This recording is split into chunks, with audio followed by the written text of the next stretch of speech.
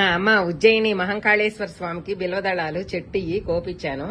చాలా కోసాడు వెంకన్న. ఉజ్జయిని మహంకాళేశ్వర స్వామికి బిల్వదళాలు అన్ని కోపించుకొని ఇలా ప్యాక్ చేయించేసుకున్నాను. 100 వరహాల పువ్వులు, తర్వాత దేవగన్నేరు పూలు అన్ని ఇంట్లో అన్ని ప్యాక్ చేయించుకున్నాను. మధ్యాహ్నం మార్కెట్కి వెళ్లి దానిమ్మలు తీసుకున్నాను. హోమం దాకా ఉంటాయి, హోమంలో కూడా వాడతారనమాట దానిమ్మలు. అయితే ఉలవపాడి, బంగినపిల్లి మామిడి పళ్ళు, రాంబాబు అని ఆ రసాలు అయ్యింది నేను కొన్నాను చూడండి. అతనే చాలా బాగా ఇచ్చాడు, మంచివి.